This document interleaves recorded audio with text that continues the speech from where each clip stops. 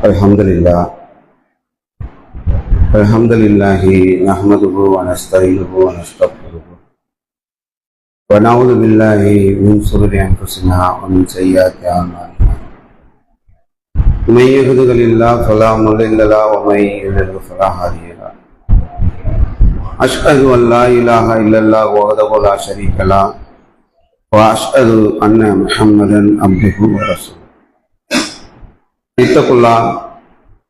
Ittaqullaha haqqa tuqatihi wa la tamutunna illa wa antum muslimun. Ittaqullaha alladhi tasaaluna bihi wal arham. Innallaha kana alaykum raqiba. Ittaqullaha wa qulu qawlan sadida. அன்பார்ந்த இஸ்லாமிய சகோதரர்களே சகோதரிகளே, அல்லாஹ் ரப்பல் ஆலமீன் நம் மீது கடமையாக்கி இருக்கக்கூடிய ஜுமா எனும் இறைவணக்கத்தை நிறைவேற்றுவதற்காக நாம் இங்கு ஒன்று கூடியிருக்கின்றோம். நாம் இப்பொழுது ரபியுல் அவ்வல் என்று சொல்லக்கூடிய அந்த மாதத்தை நெருங்கிவிட்டோம். அந்த மாதம் வந்துவிட்டது என்று சொன்னால் இஸ்லாமிய சமுதாய மக்கள் மத்தியிலே சுபஹான மௌலூத் என்று சொல்லக்கூடிய ஒரு நடைமுறை பலரிடத்தில் இருக்கக்கூடிய ஒரு நிலையை நாம் பார்க்கின்றோம்.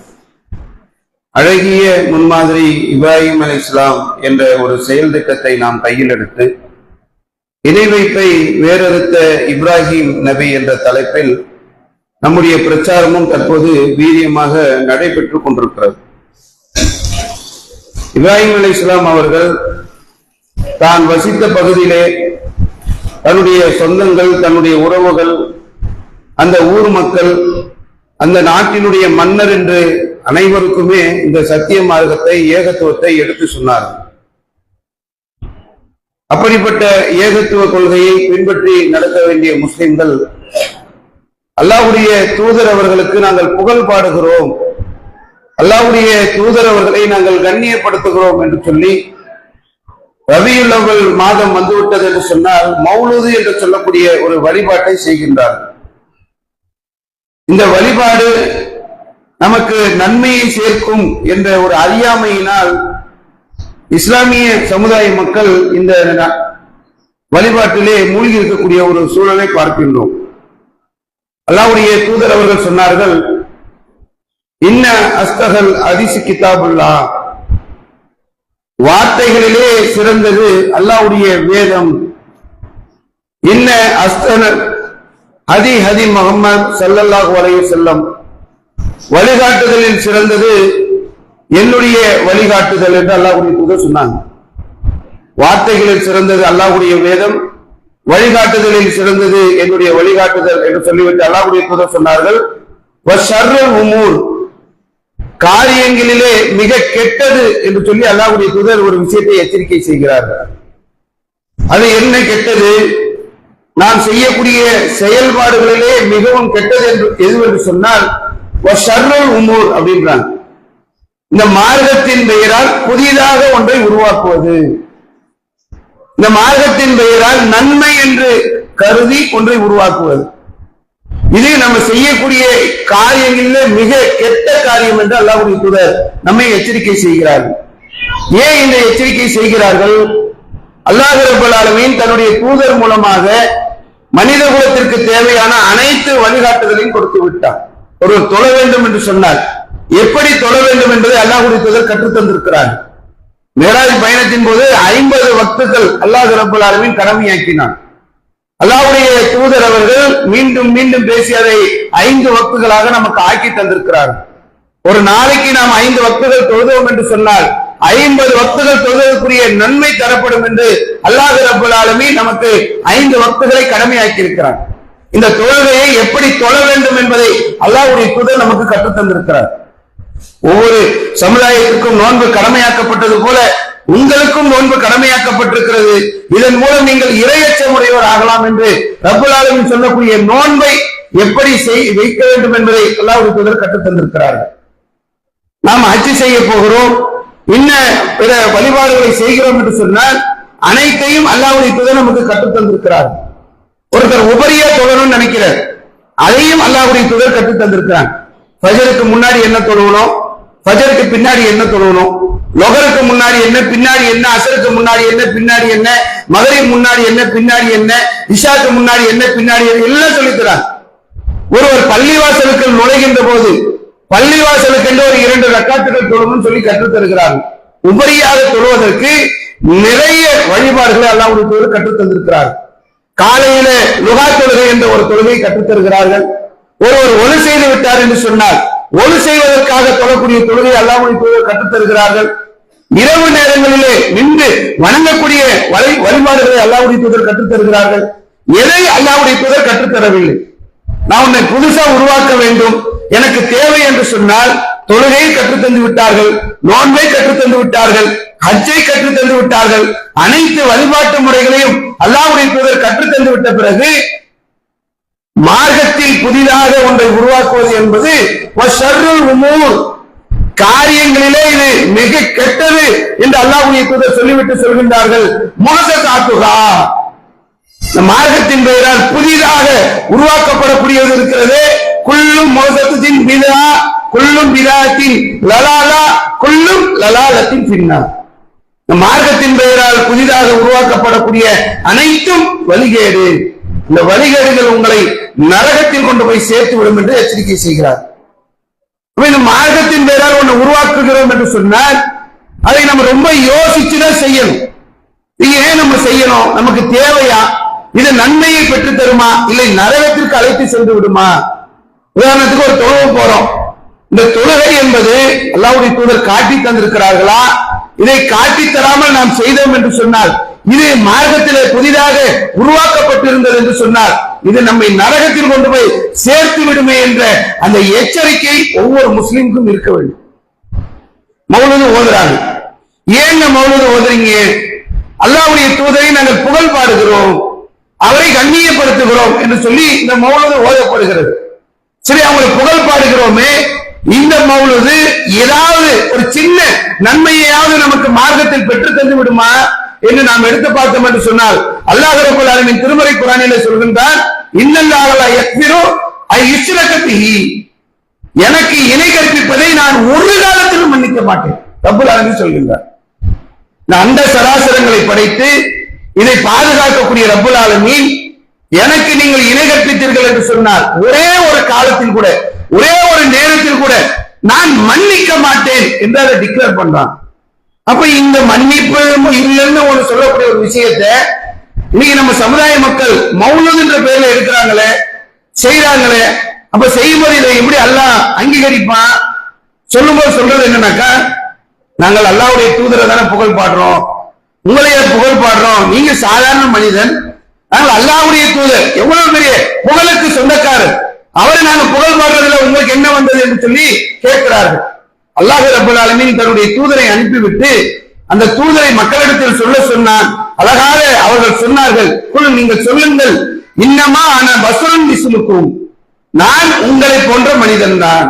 அல்லாஹ்வுடைய தூதரை அல்லாஹ் அனுப்பி வைத்து விட்டு மக்களிடத்தில் சொல்லும் போது சொல்ல சொன்னா, நீங்க போய் சொல்லுங்க, நானும் உங்களை மாதிரி மனுஷன் தான், யூகா இளைய, உங்களுக்கு இல்லாம எனக்கு என்ன ஸ்பெஷல், எனக்கு என்ன சிறப்பு, யூகா இளைய, அல்லாஹ் எனக்கு வழி அறிவிக்கிறான், இந்த மார்க்கத்தை பற்றிய செய்திகளை எனக்கு தெரியப்படுத்துகின்றான். அன்னமா இலாவுக்கும் இலாவுல் வாஹித், உங்களுக்குள்ள அல்லாஹ், எனக்குள்ள அல்லாஹ், வணங்கப்படுவதற்கு தகுதியான அல்லாஹ், கடவுளுக்கெல்லாம் கடவுள் நீங்க யாரையெல்லாம் சொன்னாலும் இருக்கக்கூடிய வணங்கப்படுவதற்கு தகுதியானவன் ஒரே ஒருவன் தான். இதை எனக்கு அல்லாஹ் ரப்பல் ஆலமீன் வகியாக அறிவிக்கின்றான். பமன் கான யர்ஜு லிகா ரப்பிஹி, யாராவது நீங்கள் இறைவனை காண வேண்டும் என்று ஆசை வைக்கக்கூடியவர்கள் இருந்தீர்கள் என்று சொன்னார், ஃபல்யமல் அமலன் சாலிஹன், நீங்கள் நல்ல அமல்களை செய்யுங்கள், வலா யுஸ்ரிகு பி இபாதத்தி ரப்பிஹி அஹதா, அல்லாஹ்வுக்கு வணக்க வழிபாடுகளிலே எந்த இணையும் கற்பித்து விடாதீர்கள் என்று அல்லாஹ் ரப்பல் ஆலமீன் திருமறை குர்ஆனிலே தன்னுடைய தூதர் மூலமாக சொல்கின்றான். நீங்க வழிபாடு செய்கிறீர்கள், வணக்க வழிபாடு செய்கிறீர்கள், இந்த வணக்க வழிபாடுகளில் அல்லாஹ்வுக்கு யாரையும் இணை கற்பித்து விடாதீர்கள், ஷிர்க் வைத்து விடாதீர்கள் என்று தன்னுடைய தூதர் மூலமாக அல்லாஹ் ரப்பல் ஆலமீன் சொல்கின்றான். முஸ்லிம் சமுதாயத்துடைய நிலைமை இன்னைக்கு என்ன? அல்லாஹ் குர்ஆன்ல சொல்றான், வ இன்னல் மஸாஜிதில் அல்லாஹ், பள்ளிவாசல்கள் எல்லாம் அல்லாஹ்வுக்குரியது. அந்த பள்ளிவாசல்களில் அல்லாஹ்வை தவிர்த்து நீங்கள் வேறு யாரையும் அழைத்து விடாதீர்கள். கடுமையான எச்சரிக்கை ரப்புல் ஆலமீன் நமக்கு செய்யக்கூடிய ஒரு நிலையை பார்க்கிறோம். இங்க என்ன நடக்கிறது என்று சொன்னால், அல்லாஹ்வுடைய தூதரை அல்லாஹ் அளவிற்கு கொண்டு போய் வைத்து, இன்னும் சில இடங்கள்ல பார்த்தீர்கள் என்றால் அல்லாஹ்வுக்கு மேல போய் வைத்து, அல்லாஹ் தனக்கு இணை வைத்தாலே மன்னிக்க மாட்டேங்கிறான். அல்லாஹ் என்ன சொல்ற, எனக்கு இணை வச்சா மன்னிக்க மாட்டேன்னு சொல்றது அதை தூக்கி ஓரமா போட்டுட்டு, உங்களுக்கு இணை இல்ல அல்லாஹ், உனக்கு மேலே உன்னுடைய தூதர் என்று அல்லாஹ்வுக்கு மேலே வைக்கக்கூடிய ஒரு வேலையை இன்னைக்கு இஸ்லாமிய சமுதாயம் செய்து கொண்டிருக்கிறது. ரப்பல் ஆலமீன் குர்ஆன்ல சொல்ற, எனக்கு இணை கற்பித்தால் மன்னிக்க மாட்டேன், எனக்கு இணை யாருமே இல்லை என்கிறார். ரப்பல் ஆலமீன் எனக்கு இணை கற்பிக்கப்படுவதை மன்னிக்க மாட்டேன் என்று டிக்ளேர் பண்றான். ஆனா இன்னைக்கு சமுதாயம் என்ன சொல்லுதுன்னா, அல்லாஹ்வுக்கு நாம் இணை கற்பித்தால் அது அல்லாஹ் மன்னிக்க மாட்டான், அல்லாஹ்வுடைய தூதர் மன்னிப்பாருன்றாங்க. அல்லாஹ் மன்னிக்க மாட்டானா? அல்லாஹ்வுக்கு அந்த அதிகாரம் இல்லையா? அல்லாஹ்வுக்கு மேல போய் அல்லாஹ்வுடைய தூதரை வைத்து அல்லாஹ்வுடைய தூதர் இணை கற்பிப்பதை மன்னிப்பார். இணை கற்பித்து விட்டால் அதை மன்னிக்கக்கூடிய ஆற்றல் அல்லாஹ்வுடைய தூதருக்கு இருக்கிறது என்று இன்னைக்கு இஸ்லாமிய சமுதாயம் சொல்லக்கூடிய ஒரு சூழல் இன்னைக்கு உலகத்தில் நம்ம கண்கூடாக பார்த்து கொண்டிருக்கோம். நீங்கள் எடுத்து பார்த்தீர்கள் என்று சொன்னால், மௌலது ஓதக்கூடியவங்க என்ன மௌலது என்ற வரிகளை நீங்கள் எடுத்து பாருங்கள்.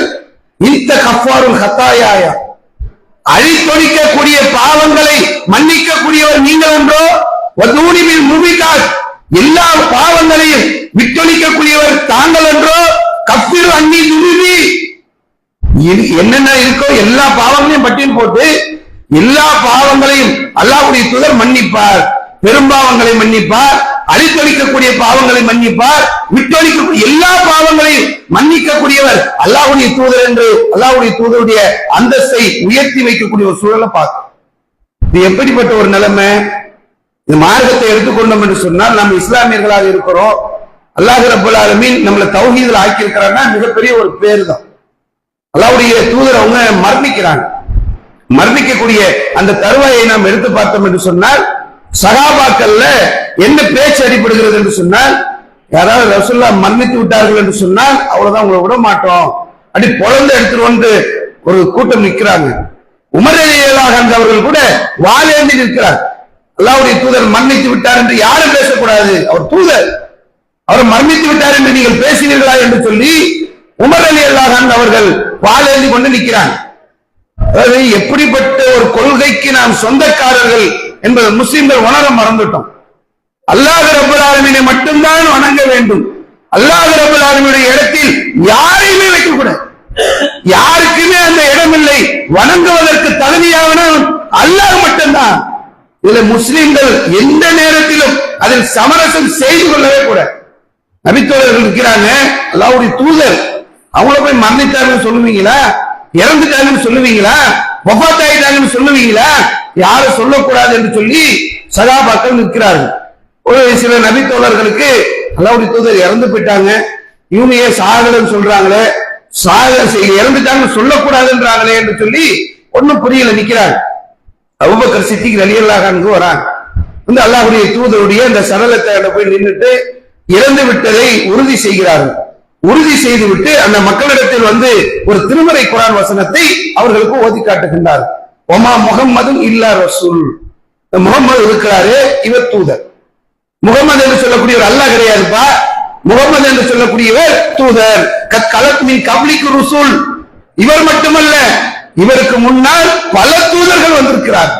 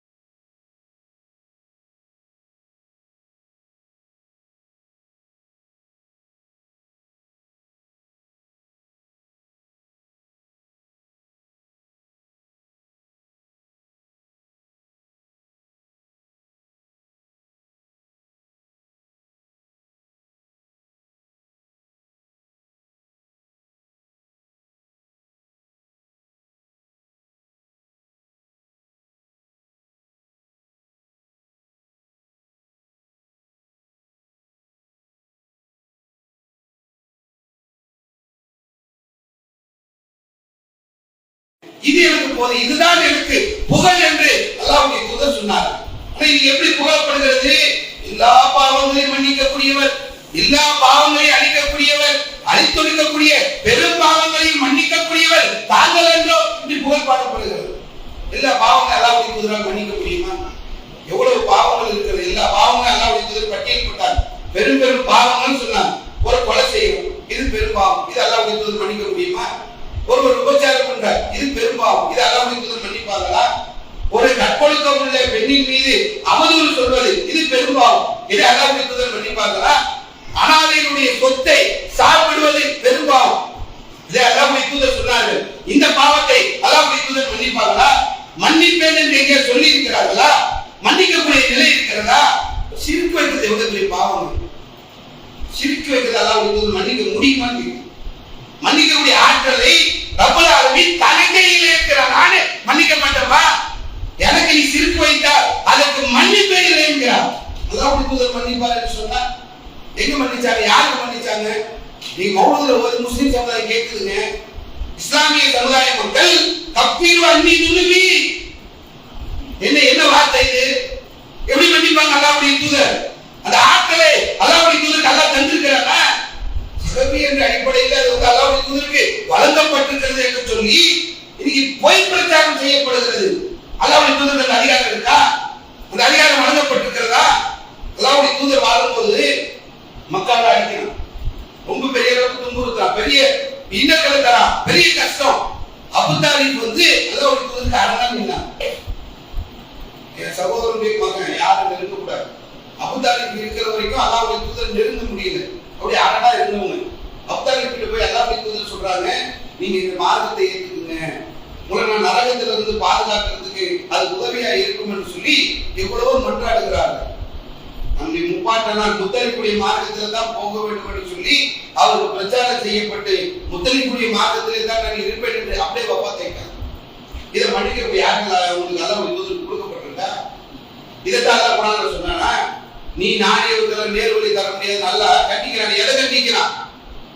இந்த அபூதாலிபுக்கு போய் சத்திய பிரச்சாரம் பண்றாரு, அபூதாலிப் இந்த கொள்கையை கொண்டு வர முடியல, மன்னிக்க முடியுமா? அல்லாஹ்வுடைய தூதர் வந்து தன்னுடைய தாயுடைய பாவ மன்னிப்புக்கு அல்லாஹ்விடத்தில் அனுமதி கேட்கிறார். தாய் இறந்து விட்டாங்க சின்ன பிள்ளையா இருக்கும்போது, 40 வயசுல நபித்துவம் கிடைக்கும். நபித்துவம் கிடைத்த பிறகு தன்னை தானே மாய்த்துக் கொள்ளக்கூடிய அளவிற்கு அடுத்த மக்கள் எல்லாம் தௌஹீதை ஏற்றுக்கொள்ள வேண்டும் என்ற ஆர்வத்தில் இருக்கும் அல்லாஹ்வுடைய தூதர். ரொம்ப எல்லா மக்களுக்கும் இந்த சத்தியத்தை கொண்டு போய் சேர்த்து விட வேண்டும் என்ற ஆவலில் இருந்தவர்கள். அப்போ தன்னுடைய தாய் அவங்க நரகத்துக்கு போகக்கூடாது, பாவ மன்னிப்பு கேட்கலாம் என்று சொல்லி அல்லாஹ்விடத்தில் அல்லாஹ்வுடைய தூதர் அனுமதி கேட்கிறார். அல்லாஹ் அனுமதி கொடுத்தானா? உன் தாய் தானப்பா, உன் தாய் தானே மன்னிக்கப்படும் என்று சொன்னாங்களா? சொல்லலையே. இன்னைக்கு உலகத்துலங்க ஒவ்வொரு பள்ளிவாசலையும் 5 வேளை வாக்கு சொல்லணும். இந்த 5 வேளை வாக்கு அல்லாஹ்வுடைய தூதருடைய பெயர் உச்சரிக்கப்படுகிறது. இகாமத் சொல்றோம், அல்லாஹ்வுடைய தூதருடைய பெயரை உச்சரிக்கணும். உலகத்துல உள்ள இன்னைக்கு அத்தனை லட்சக்கணக்கான பள்ளிவாசல்களிலும் உச்சரிக்கப்படக்கூடிய பெயருக்கு சொந்தக்காரர் அல்லாஹ்வுடைய தூதர். அதெல்லாம் நம்ம மறக்கல. அவருடைய கண்ணியம் இருக்கிறது. ரப்பல் ஆலமீன் அவர்களுக்கு அல்லாஹ் வந்து அல்லாஹ்வுடைய தூதருக்கு மிகப்பெரிய ஒரு கண்ணியத்தை ஏற்படுத்தி இருக்கிறார். புகழ்கிறோம் என்ற பெயர்ல நாம் எதை செய்கிறோம் என்று சொன்னால் அல்லாஹ்வுடைய இடத்துக்கு கொண்டு போய் வைக்கிறோம். தன்னுடைய தாயுடைய பாவ மன்னிப்புக்கு அல்லாஹ்வுடைய தூதர் அனுமதி கேட்டார்கள், அல்லாஹ் மறுத்து விட்டார். அப்புறம் கபர் ஜியாரத் பண்றது கேக்குறாங்க, கபர் ஜியாரத் பண்ணுங்க, கபரை போய் பாருங்க, அது உங்களுக்கு மரணத்தை நினைவுபடுத்தும் என்று சொல்லி தன்னுடைய தூதருக்கு அல்லாஹ் அந்த இறந்து விட்ட யாராவது இறைவர்கள் மன்னித்து விட்டார்கள் என்று சொன்னார், அவர்களுக்கு நம்பிக்கை கொண்டவர்கள் பாவ மன்னிப்பு கேட்கக்கூடாதுன்னு. நீங்க பாவ மன்னி எல்லாத்தையும் மன்னிப்பாரு. ஒரு நபி தொடர் வர அல்லாஹ்வுடைய தூதரிடத்தில் வந்து கேட்கிறாங்க, யாரும் சொல்லலாம் ஐ நபி, அல்லாஹ்வுடைய தூதரை என்னுடைய தந்தை எங்க அப்படின்னா, அது அல்லாஹ்வுடைய தூதர் சொன்னாங்க, நான் நரகத்துல இருக்கிறார் அப்படின்னா. அவரு சோகமா போறாரு, பாப்பா நரகனா யாரும் இல்லை, சந்தோஷமா போவாங்க, வேற ஒரு வேதனையில போறாரு. போறவரை அழைச்சி அல்லாஹ்வுடைய தூதர் சொன்னாங்க, உன் தந்தையும் நரகனா என் தந்தையும் நரகம். அல்லாஹ்வுடைய தூதருடைய தந்தையும் நரகம் என்று அல்லாஹ்வுடைய தூதர் சொல்கிறார். நம்ம சொல்றது அல்லாஹ்வுடைய தூதருடைய தாய்க்கு பாவ மன்னிப்பு கிடைக்கவில்லை என்று அல்லாஹ்வுடைய தூதர் சொல்கிறார். நம்ம சொல்றது தன்னுடைய தாயுடைய பாவங்களை மன்னிக்க முடியல, தன்னுடைய தந்தையை நரகத்திலிருந்து மீட்டெடுக்க முடியல. இது எத்தனை செய்திகள் நம்ம அடிக்கொண்டே போறோம். ஆனாலும் இன்னைக்கு என்ன பேசப்படுகிறது? எல்லா பாவங்களையும் மன்னிக்கக்கூடிய ஆற்றல் அவருக்கு இருக்கிறது. அது சபவி என்ற அடிப்படையில் அவருக்கு வழங்கப்பட்டிருக்கிறது என்று சொல்லி இன்னைக்கு முஸ்லிம்கள் சொல்லிக் கொண்டிருக்கிறோம் என்று சொன்னால், இணைவைப்பு பாவங்களை மன்னிப்பாங்களா அல்லாஹ்வுடைய தூதர்? அடித்தொழிக்கக்கூடிய பாவங்களை மன்னிப்பாங்களா? பெரும் பாவங்களை மன்னிப்பாங்களா? பெரும்பாவம் என்று அல்லாஹ்வுடைய தூதர் எதை பட்டியல் போட்டார்களோ அதே அல்லாஹ்வுடைய தூதர் மன்னிப்பார்களா? இப்ப மாறும் ஒரு விஷயத்தை சொல்கின்ற போது புகழ்குறோம் என்ற பேரை கொண்டு போய் மேல வைக்கக்கூடிய ஒரு சூழல் இருக்கு. அல்லாஹ்வுடைய தூதர் அதை தான் கண்டிச்சார். மரியமுடைய மகன் ஈசா வந்து வரம்பு மீறி புகழ்ந்துட்டாங்க, அப்படின்னு புகழ்ந்துறாதீங்க. அல்லாஹ் குர்ஆன்ல சொல்றாங்க, மரியமுடைய மகன் ஈசாவை அழைச்சி மறுபடியும் கேட்பான், என்ன நடந்துச்சு, முன்ன வணங்க சொல்லி நீ மக்கள் எடுத்து சொன்னியா? அப்போ அவங்க ஈசா அலைஹிஸ்ஸலாம் மறுமையில சொல்லக்கூடிய விஷயத்தை அல்லாஹ் குர்ஆன்ல சொல்லி தரான். என்ன நீ எடுத்துக்கிட்ட, என்ன நீ கைப்பற்றி கொண்டாய், அங்க என்ன நடந்ததுன்னு எனக்கு என்ன தெரியும்? என்ன வணங்க சொல்லி நான் எங்க சொன்னேன், என் தாயை வணங்க சொல்லி நான் எங்க சொன்னேன் என்று சொல்லி அவர் கையை விரிப்பார். இது எதுக்கு அல்லாஹ் குர்ஆன்ல சொல்றான்? நீங்க அல்லாஹ்வுடைய தூதருடைய அந்த வழிபாட்டுல வந்து ஒன்றை பூத்துகிறீர்கள் என்று சொன்னால் அல்லாஹ்வுடைய தூதர் சொல்லி இருக்க வேண்டும், அல்லாஹ்வுடைய தூதருடைய அங்கீகாரம் இருக்க வேண்டும். அதெல்லாம் இன்னைக்கு இல்லாமலே இப்படி வழிகெடுக்கக்கூடிய ஒரு சூழலை பார்க்கும். இறைவைக்குரிய எல்லா வாசலையும் அல்லாஹ்வுடைய தூதர் அழைத்து விட்டார். நீ முன்ன தொடர்ந்து வச்சிருக்காங்கன்னா இது அல்லாஹ்வுடைய தூதருடைய போதனை அடிப்படையில் இல்லை, இவங்க மன இச்சையின் அடிப்படையில் இவர்கள் தங்கள் விருப்பத்திற்காக இந்த மார்க்கத்தை வளைத்து வைத்திருக்கிறார். அல்லாஹ்வுடைய தூதர் அவர்கள் இறைவைக்குரிய ஒரு சாயலை கூட விட்டு விட்டு செல்லவில்லை, எல்லா வாசலையும் அழைத்தார். சூரிய கிரகணம் நடக்குது, எல்லாரும் பேசுறாங்க, அல்லாஹ்வுடைய தூதருடைய மகன் இறந்து விட்டாரு, சூரியன் வந்து துக்கம் அனுபவிக்கிறது. அல்லாஹ்வுடைய தூதர் வந்தாங்க, சூரியனும் சந்திரனும் அல்லாஹ்வுடைய அத்தாட்சிகளில் உள்ளது, இது யாருடைய பிறப்பிற்காகவும் யாருடைய இறப்பிற்காகவும் அது துக்கம் கொண்டாடாது என்று சொல்லி எச்சரிக்கை செய்தார். அவ்வளவு வேதனை, என் கண்ணீர் சிந்தது, என் உள்ள வேதனையாக துணிக்குது, இருந்தாலும் நீங்க இந்த வார்த்தையை பேசுகிறீர்களே என்று அந்த நேரத்திலும் வந்து இறைவனுடைய வாசலை அல்லாஹ்வுடைய தூதர் அழைத்தார். ஒரு ஊருக்கு போயிட்டு வராங்க, நபி தோழர்கள் வந்து அல்லாஹ்வுடைய தூதரிடத்தில் கேட்கிறார்கள், மன்னருடைய காலில் அந்த மக்கள் விழக்கூடியதை நாங்கள் பார்த்தோம், உங்க காலில் விழணும், எங்களுக்கு அனுமதி கொடுங்கள் என்று கேட்டார்கள். அல்லாஹ்வுடைய தூதர் அனுமதி கொடுத்தாங்களா? காலில் விழுறது தானப்பா, விழுந்துட்டு போனாங்களா? நீங்க சாதாரணமா சின்ன சின்ன அரசியல் தலைவர்கள் காலில் போய் விழுறாங்க, பெற்றவர்கள் காலில் பிள்ளைகள் விழுறாங்க, ஆசிரியர்கள் காலில் போய் விழுறாங்க, சாதாரண விஷயம். இதை கூட அல்லாஹ்வுடைய தூதர் அவர்கள் அங்கீகரிக்கவில்லை. ஒரு சபைக்கு வருகின்ற போது எழுந்து நிற்கக்கூடாது என்று சொன்னார். எவ்வளவு ஒரு அழகான ஒரு அற்புதமான ஒரு சித்தாந்தத்தை அல்லாஹ்வுடைய தூதர் உருவாக்கி விட்டு தந்து போயிருக்கிறார்கள். அந்த அல்லாஹ்வுடைய தூதரை நாங்கள் புகழ்கிறோம் என்று சொல்லி இன்னைக்கு அல்லாஹ்வுடைய நிலைக்கு கொண்டு போய் வைப்பது இல்லாமல் அல்லாஹ்வுக்கு மேலே போய் வைக்கக்கூடிய ஒரு மாபாதக செயலை இன்னைக்கு இஸ்லாமிய மக்கள் செய்து கொண்டிருக்கிறார்கள். நரக நெருப்பை நோக்கி இஸ்லாமியர்கள் என்று சென்று கொண்டிருக்கிறார்கள். வணக்க வழிபாடு என்ற பேர் மௌலூது தானே, அல்லாஹ்வுடைய தூதரை தானே நாங்கள் புகழ்கிறோம் என்று சொல்லி நரகத்தில் போய் விழக்கூடிய அந்த நிலையை அவர்கள் இன்னைக்கு கண்கூடாக நாம் கண் முன்னாடி பார்த்து கொண்டிருக்கிறோம். அவர்களை மீட்டெடுக்க வேண்டிய தேவை இருக்கிறது. நம்ம அண்ணன் இருப்பார், நம்ம தம்பி இருப்பார், நம்ம மாமா இருப்பாங்க, நம்ம சொந்தம் இருப்பாங்க, நம்ம உறவுகள் இருப்பாங்க, நமக்கு நெருங்கினவங்க நம்ம ஊர்காரர்கள் இருப்பாங்க. இவர்கள் எல்லாம் இன்னைக்கு நரக நெருப்பை நோக்கி பயணம் செய்து கொண்டிருக்கிறார். நம்மளுடைய இயல்பு என்னன்னா, ஸ்டாலின் வந்து ஒவ்வொரு குடும்பத்துக்கு 1000 ரூபாய் போட்டாங்க, குடும்ப தலைவிகளுக்கு 1000 ரூபாய். அந்த 1000 ரூபாய் போடுற அன்னைக்கு நீங்க பாத்துக்கலன்னு சொன்னா அதுக்கு முன்னாடி நாள் ஒரு போனுக்கு 10 காசு வரும், சில போனுக்கு 1 ரூபாய் வரும். நீங்க அந்த நேரத்தில் நீங்க பாத்துக்கலன்னு சொன்னா போனை அடிச்சு, மாமி உனக்கு 1 ரூபாய் வந்துச்சா, சாச்சி உனக்கு 1 ரூபாய் வந்துச்சா, உங்க வீட்டுக்கு 1 ரூபாய் வந்துச்சா, உங்களுக்கு 10 காசு வந்துச்சான்னு ஊர் ஃபுல்லா போகும். 1000 ரூபாய் மாசம் வருதுன்னு சொன்னாலே அதை கொண்டு போய் மக்களுக்கு ஆர்வம் செலுத்தக்கூடிய நம்ம, ஒரு நன்மை நடக்க வேண்டும் என்று ஆசைப்படக்கூடிய நம்ம, பக்கத்து வீட்டில ஒரு பாதிப்பு என்று சொன்னால் ஓடோடி உதவக்கூடிய நான், நரக நெருப்பை கொண்டு நோக்கி ஒரு சமுதாய மக்கள் ரொம்ப இலகுவாக வணக்க வழிபாடு என்ற பெயரால் சென்று கொண்டிருக்கிறார்கள். அவர்களுக்கு அதை புரிய வைத்து மீட்டெடுக்க வேண்டிய தேவை நமக்கு இருக்கிறது. இதைத்தான் நம்ம இறைவைப்பை வேறெடுத்த இப்ராஹிம் நபி என்ற அந்த பிரச்சாரத்தின் மூலமாக இந்த மௌலூத் என்று சொல்லக்கூடிய இந்த இறைவணக்கம் நரகத்தை நோக்கி மக்களை அழைத்து செல்லக்கூடிய ஒரு வணக்கமாக அது இருக்கிறது. அதற்கும் இஸ்லாமிய மார்க்கத்திற்கும் எந்த சம்பந்தமும் இல்லை, எல்லளவும் சம்பந்தம் இல்லை என்பதை அவர்கள் உணர்த்தக்கூடியவர்களாக நீங்களும் நானும் இருக்க வேண்டும் என்று சொல்லி எனது முதல் முறை எடுத்துக் கொள்கின்றேன். வாக்குதாவானா அல்ஹம்துலில்லாஹி ரப்பில்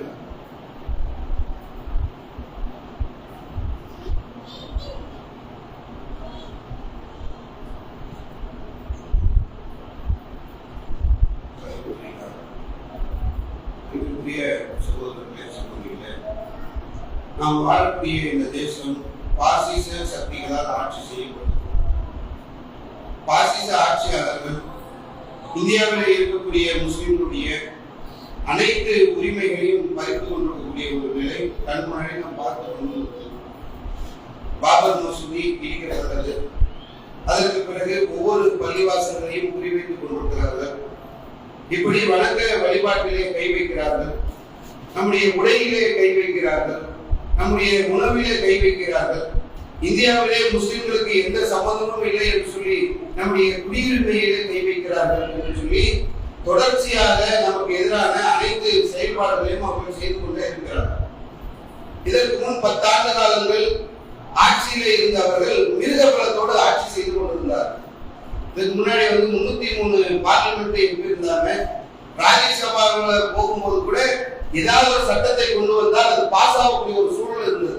கடந்த காலங்களில் நம்ம எடுத்தோம் என்று சொன்னால் காஷ்மீருடைய சிறப்பு அந்தஸ்து நீக்கம் செய்யப்பட்டது. காஷ்மீருக்கு மட்டும் சிறப்பு அந்தஸ்து இருக்குன்னு சொல்லி சொன்னாங்க. வடகிழக்கில் இருக்கக்கூடிய பல மாநிலங்களுக்கு சிறப்பு அந்தஸ்து இருக்கிறது. காஷ்மீர்ல போய் இடம் வாங்க முடியாது, அது ஏதோ காஷ்மீருக்கு மட்டும் உள்ள சிறப்பு சலுகை என்று சொல்லி அதை ரத்து செய்தார்கள். பக்கத்துல உள்ள ஆந்திரால சில மலை பிரதேசங்கள்ல போனா நம்மளால இடம் வாங்க முடியாது. அந்த மாதிரி பல மாநிலங்கள் இந்தியாவில் இருக்கிறது. பல மாநிலங்களுக்கு என்று சொல்லி சிறப்பு அந்தஸ்துகள் இந்தியாவில் வழங்கப்பட்டிருக்கிறது. முஸ்லீம்களை குறிவைத்து காஷ்மீருடைய சிறப்பு அந்தஸ்தை பறிச்சாங்க. பாராளுமன்றத்தில் அதற்காக மசோதாவை கொண்டு வந்தாங்க. அதுக்கப்புறம் அது சட்டமா மாறிடுச்சு. அதே மாதிரி முஸ்லீம் பெண்கள் பாதிக்கப்படுகிறார்கள் என்று சொல்லி முத்தலாக் தடை மசோதாவை கொண்டு வந்தாங்க. அதுக்கு பிறகு அது சட்டமாக மாறியது. இப்படி ஒவ்வொன்றாக கொண்டு வந்து கொண்டிருந்தவர்கள் சிஏ என்று சொல்லக்கூடிய கருப்பு சட்டத்தையும் கொண்டு வந்து அதையும் பாராளுமன்றத்தில் ஆட்சேபினார்கள். இப்போ அவர்களுடைய அந்த ஆட்சி பலகீனப்பட்டு இருக்கக்கூடிய சூழ்நிலையில வக்ஃபோர்டுக்கு எதிராக சில சட்ட திருத்தங்களை மசோதாவாக கொண்டு வந்திருக்கிறார். இப்படி கொண்டு வருகின்ற போது எதிர்கட்சி கொஞ்சம் வலிமை இருக்கிறதுனால தன்னுடைய கருத்துக்களை ரொம்ப வலிமையாக பதிவு செய்தார்கள். இப்ப அதை இயற்ற முடியாம கடந்த காலங்களில் மிருகப்படத்தோடு இருந்தாங்க, இயற்றினாங்க. இப்ப மசோதா ஒன்று இருக்கிறது, அது இன்னும் சட்டமாக்கப்படவில்லை. எதிர்கட்சிகள் மிகப்பெரிய அளவில் எதிர்த்திருக்கிறாங்க. இப்ப என்ன பண்றாங்க, எப்படியாவது இயற்ற வேண்டும், அதை சட்டமாக்க வேண்டும் என்பதற்காக ஒரு கூட்டுக்குழு ஒன்று அமைத்திருக்கிறார். இந்த கூட்டுக்குழு என்ன செய்யும், அதனுடைய வேலைகள் என்னன்றதுலாம் நமக்கு முழுமையா தெரியும். இந்த கூட்டுக்குழுவை அமைத்து ஏதாவது ஒரு ராஜதந்திர அடிப்படையில ஏதாவது ஒரு சகுதி வேலை பார்த்து இதை சட்டமாக்க வேண்டும் என்ற ஒரு வேலையை அவர்கள் கையில் எடுத்திருக்கிறார்கள் என்பது மட்டும் தெரிகிறது. அடுத்த ராஜ்யசபாக்கு போனாலும் இந்த சட்டம் ஃபெயிலியர் ஆகிறது, சட்டமாக்கப்படாது, மசோதா ஃபெயிலியர் ஆகக்கூடிய ஒரு சூழல் இருக்கிறதுனால ஏதோ குறுக்கு வழியை தேர்ந்தெடுத்திருக்கிறார்கள். அந்த கூட்டுக்குழு என்ன செய்கிறது என்று சொன்னால் மக்களிடத்தில் கருத்து கேட்கிறார். புதுசா இருக்குது. இவங்களுக்கு இதுக்கு முன்னாடி எல்லாம் மிருகபலத்தோடு இருந்தப்போ சர்வாதிகாரத்தனமாக நடந்தவர்கள். அவர்களுடைய நிலை அப்படியே மாறி ஒரு சட்டத்தை இயற்ற முடியாமல் ரப்பல் ஆலமீன் அவர்களை ஆக்கி வைத்திருக்கிறார். 400 எங்களுதுதான், 400 இடங்களை வெற்றி பெறுவோம் என்ற திமிரில் ஆடிக்கொண்டிருந்தவர்களுக்கு அவங்களுடைய அந்த காலையெல்லாம் உடைச்ச மாதிரி 2 நாட்டாளில 2 காலை அந்த சந்திரபாபு நாயுடு கிட்டையும் இன்னொரு நிதிஷ்குமார் கிட்டையும் கொடுத்து எப்ப அவங்க உடைச்சு எடுப்பாங்க அளவுக்கு ஒரு பலகீனமான ஒரு நிலையை ரப்பல் ஆலமீன் இன்னைக்கு அவர்களை ஆக்கி வைத்து இந்த வக்ஃப் போர்டுடைய அந்த மசோதாவை சட்டமாக்க வேண்டும் என்று சொல்லி கண்ணன் கட்டி கொண்டிருக்கிறார்கள். அவங்களால இயலும். ஒன்று சொல்ல வேண்டியது என்னன்னா, இந்த கூட்டுக்குழு அவங்க என்ன பண்றாங்கன்னா மக்களுடைய கருத்துக்களை கேட்கக்கூடிய ஒரு சூழல் இருக்கிறது. அப்ப அந்த மக்களுடைய கருத்துக்களை நம்ம சொல்ல வேண்டிய தேவை இருக்கிறது. அப்ப இதற்கு விளங்கி அதற்கு என்ன மாதிரியான வழிகாட்டுதல் என்பதை நம்ம தௌஹீதமாக்கூடிய இணையதள பக்கத்துல நம்ம வெளியிட்டிருக்கிறோம். DND.net போய் அதனுடைய அந்த விஷயங்களை எடுத்து கடிதமாக அனுப்புவதோ மெயிலாக அனுப்பக்கூடிய அந்த டெக்ஸ்டை டிராப் பண்ணி நம்ம வச்சிருக்கிறோம். அதை பயன்படுத்தி உங்களுடைய கருத்துக்களை நீங்கள் அனுப்ப வேண்டும் சொல்லி என்னுடைய ஜும்மாவை முடித்துக் கொள்கிறேன். அஸ்ஸலாமு அலைக்கும்.